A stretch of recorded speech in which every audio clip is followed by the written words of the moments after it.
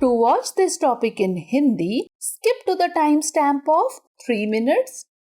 Welcome to Legal Update Program. The topic of discussion is right to bail under special statutes. First of all, let's see why is it in the news. Recently, in the case of Jalaluddin Khan versus Union of India, the Supreme Court held that bail is the rule, jail is the exception, even in special statutes like the Unlawful Activities Prevention Act 1967. Now moving on to background of the case. In this case, the appellant is accused of renting out his property to alleged members of the banned organization Popular Front of India for allegedly conducting PFI training sessions. The accused applied for bail, claiming that his involvement was limited to only renting property and that he was not affiliated with PFI or any banned organization. The Patna High Court denied the bail, citing the severity of the charges and the potential for evidence tampering.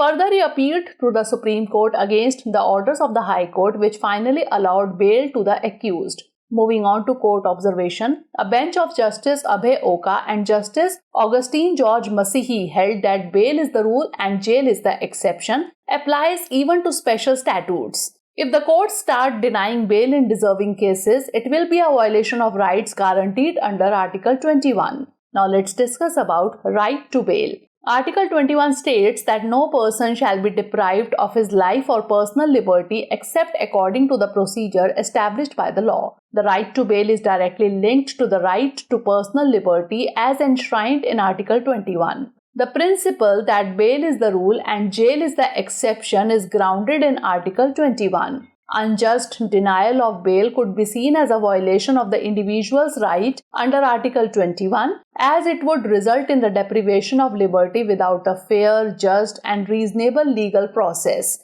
Now moving on to case law. Arnesh Kumar versus State of Bihar and another. The Supreme Court in this case gave guidelines aimed to prevent the violation of personal liberty through unnecessary arrest, making it clear that bail should be considered as a primary option to protect an individual's right under Article 21. Now, before moving on to the practice question, we have an announcement for you. Drishti Judiciary presents flat 20% discount on online Judiciary Foundation course. This course is available in English and Hindi medium. To avail this discount, follow the link given in the description below. Now moving on to practice question. Which article under the Constitution of India deals with the right to bail? Article 12, Article 14, Article 19 or Article 21? Send the answer of this question in the comment section. Stay tuned for more such updates. Legal update program में आपका स्वागत है। आज का हमारा चर्चा का विषय है विशेष कानून के तहत जमानत का अधिकार। सबसे पहले जान लेते हैं कि यह चर्चा में क्यों है। हाल ही में जलालुद्दीन खान बनाम भारत संघ के मामले में सुप्रीम कोर्ट ने माना कि जमानत नियम है, जेल अपवाद है। यहाँ तक कि गैर कानूनी गतिविधियां रोकथाम अधिनियम 1967 जैसे विशेष कानूनों में भी।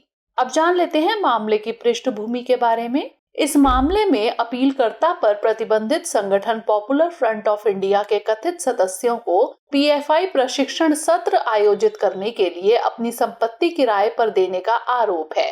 आरोपी ने जमानत के लिए आवेदन किया और दावा किया कि उसकी संलिप्तता केवल संपत्ति किराए पर देने तक सीमित थी और वह पीएफआई या किसी प्रतिबंधित संगठन से संबद्ध नहीं था। पटना उच्च न्यायालय ने आरोपों की गंभीरता और साक्ष्यों से छेड़छाड़ की संभावना का हवाला देते हुए जमानत देने से इनकार कर दिया। इसके अलावा उन्होंने उच्च न्यायालय के आदेश के खिलाफ सर्वोच्च न्यायालय में अपील की, जिसने अंततः आरोपी को जमानत दे दी। न्यायालय के अवलोकन की बात कर लेते हैं। न्यायमूर्ति अभय ओका और न्यायमूर्ति ऑगस्टीन जॉर्ज मसीही की पीठ ने कहा कि जमानत नियम है और जेल अपवाद है। यह नियम विशेष कानूनों पर भी लागू होता है। अगर अदालतें उचित मामलों में जमानत देने से इनकार करना शुरू कर देती हैं, तो यह अनुच्छेद 21 के तहत गारंटीकृत अधिकारों का उल्लंघन होगा। बात कर लेते हैं जमानत के अधिकार के बारे में। अनुच्छेद 21 में कहा गया है कि किसी भी व्यक्ति को कानून द्वारा स्थापित प्रक्रिया के अनुसार ही उसके जीवन या व्यक्तिगत स्वतंत्रता से वंचित किया जाएगा। जमानत का अधिकार सीधे तौर पर व्यक्तिगत स्वतंत्रता के अधिकार से जुड़ा हुआ है, जैसा कि अनुच्छेद 21 में निहित है। यह सिद्धांत की जमानत नियम है और जेल अपवाद है, अनुच्छेद 21 में निहित है।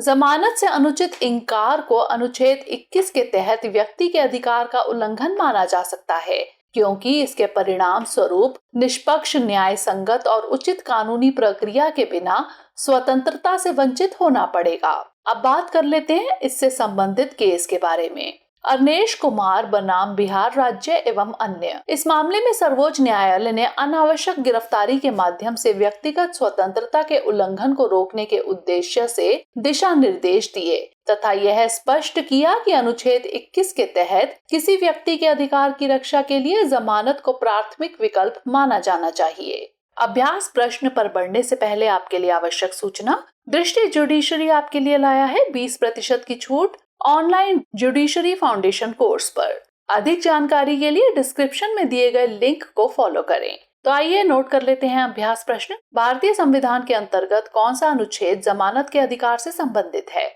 अनुच्छेद 12, अनुच्छेद 14, अनुच्छेद 19 या फिर अनुच्छेद 21? इसका उत्तर हमें कमेंट सेक्शन में जरूर भेजिएगा। धन्यवाद।